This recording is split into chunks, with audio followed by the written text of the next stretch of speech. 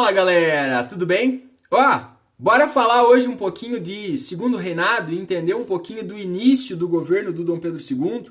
Em um outro momento aí falamos e vimos que o Segundo Reinado tem início então com o famoso golpe da maioridade, né? Um movimento político no Brasil que vai diminuir a maioridade do Dom Pedro para que ele pudesse ser coroado. Então, com 15 anos de idade, ele se transforma em imperador e nos próximos 49 anos ele vai governar, vai estar à frente do governo brasileiro. E essa fase do Segundo Reinado é uma fase de grandes transformações, uma fase muito intensa da história do Brasil, onde a gente vai ver grandes momentos. Mas, nesse primeiro momento, nossa intenção é entender um pouco da consolidação desse governo, o início desse governo e as grandes questões que nós temos a resolver aí, que o Dom Pedro vai ter que enfrentar, principalmente no campo político. Então, esse momento do Segundo Reinado, o Segundo Reinado já nasce fruto de uma grande intensidade, de uma grande disputa política entre os grupos, entre as agitações, né, que nós vamos ter no Brasil aí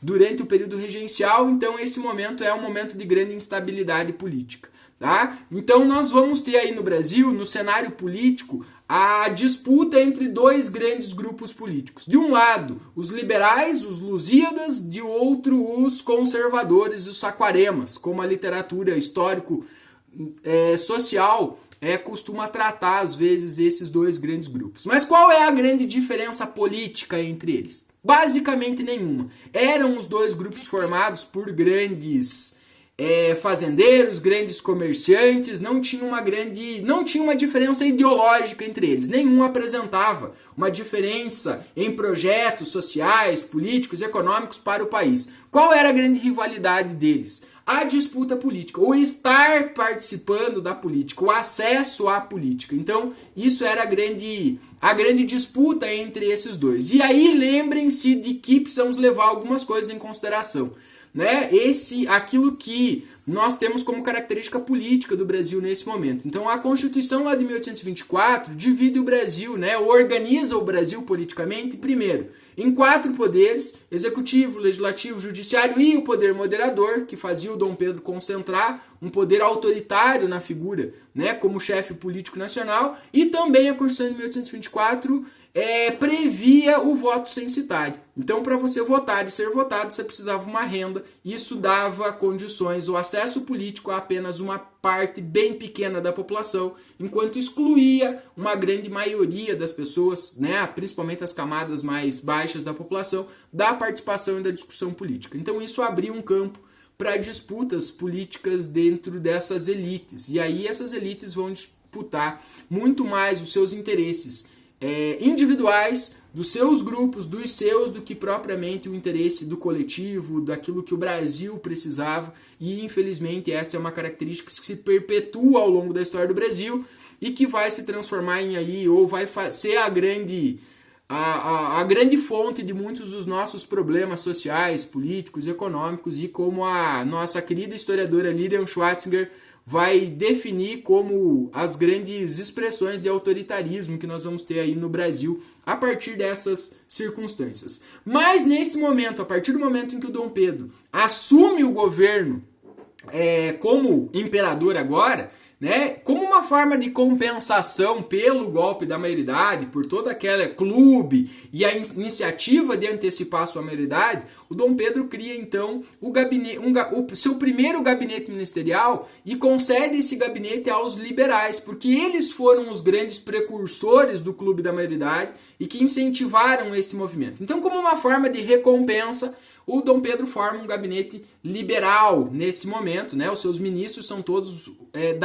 representantes do grupo dos liberais. Mas em 1840 nós íamos ter aí uma nova eleição para eleger um novo Congresso. E aí essa eleição vai ter algumas particularidades e algumas peculiaridades aí brasileiras, né? Então, durante o processo eleitoral, os liberais, para evitar que os conservadores pudessem ganhar eleição e pudessem formar de repente aí uma maioria e essa oposição poder incomodar politicamente, O que os liberais vão fazer? Eles vão organizar bandos para tentar dissolver as reuniões conservadoras. Mas eles não vão fazer isso através de estratégias políticas, da discussão filosófica da política. Eles vão descer a porrada, eles vão usar o cacete e vão atacar fisicamente, literalmente, essas reuniões conservadoras, que os conservadores, por sua vez, vão responder na mesma moeda e essas eleições vão ser marcadas literalmente como, ou vão ficar conhecidas na história como as eleições do cacete, aonde esses dois grupos vão literalmente se enfrentar fisicamente pelas cidades a partir daí. Mas os liberais, não contentes com essas brigas, literalmente, vão também usar estratégias políticas para tentar evitar que os conservadores acessem e ganhem o poder político no Brasil, né? Vão alterar as eleições, vão substituir urnas, vão comprar votos, vão manipular as eleições, o que vai virar um escândalo político nesse momento, inclusive vai provocar aí o desgosto do Dom Pedro nesse momento, que completamente descontentes vai resolver cancelar e anular as eleições de 1840 por causa da fraude, da vergonha, das brigas e tudo mais.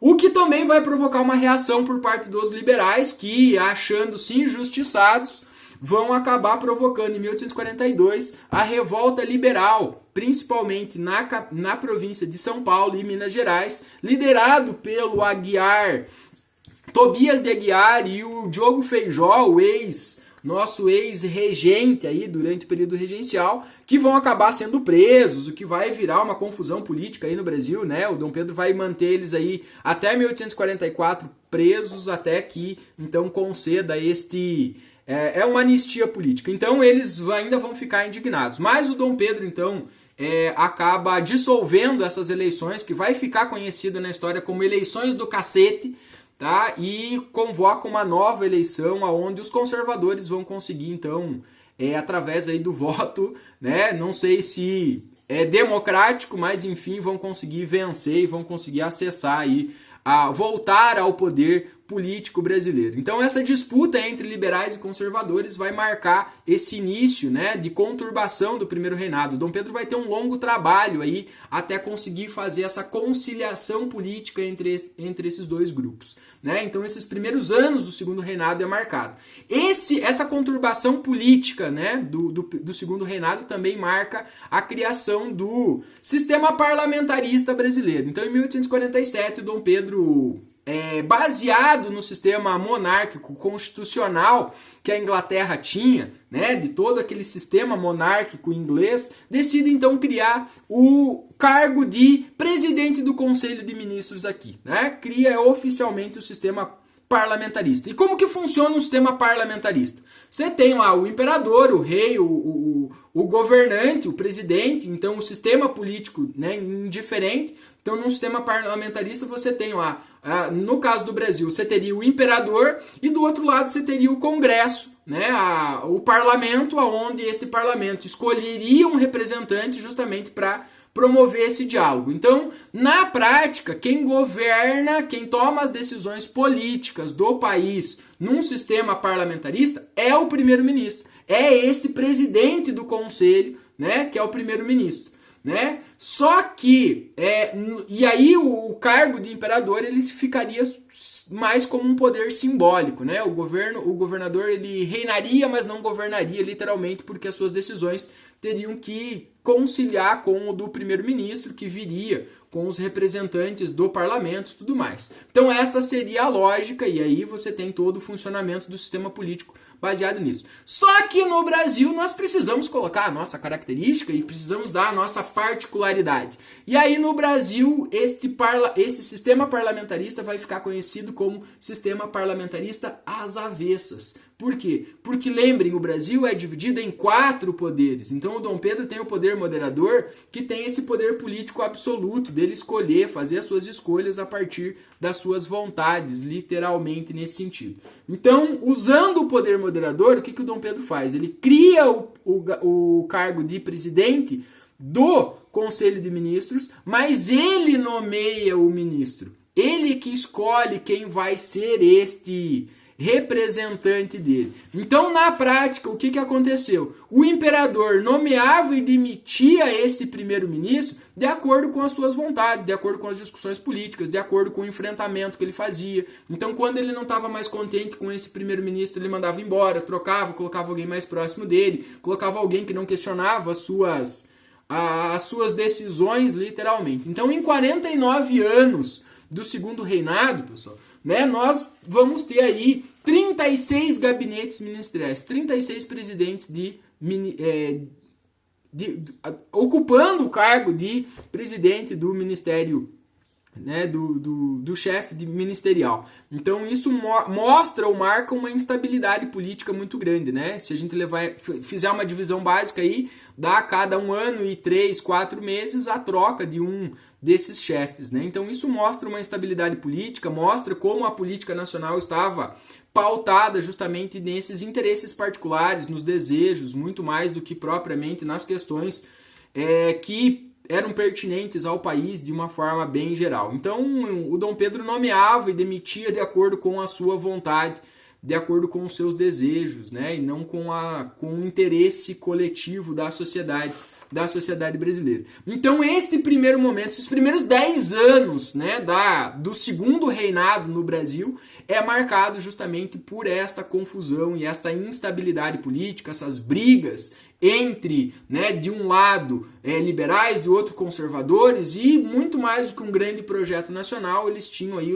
as suas ambições particulares, individuais, dos grupos que eles representavam, dos setores da sociedade que eles representavam, sem levar em consideração as grandes necessidades do nosso país. Então isso ajuda a gente a entender bastante algumas das questões políticas que enfrentamos hoje, né? Porque ao longo da história do Brasil, este formato de discussão política vai se perpetuando, que, como me referi antes, a historiadora Lilian Schwarzinger vai determinar que essa é uma das formas aí de autoritarismo que ao longo da história do Brasil vão se consolidando e aí ajudam a gente a entender algumas das questões que nós enfrentamos enquanto sociedade, enquanto país, infelizmente. Então, neste primeiro momento, então, esta agitação política que o Dom Pedro vai ter aí o desafio de tentar resolver como novo imperador do Brasil nessa nova fase da nossa história.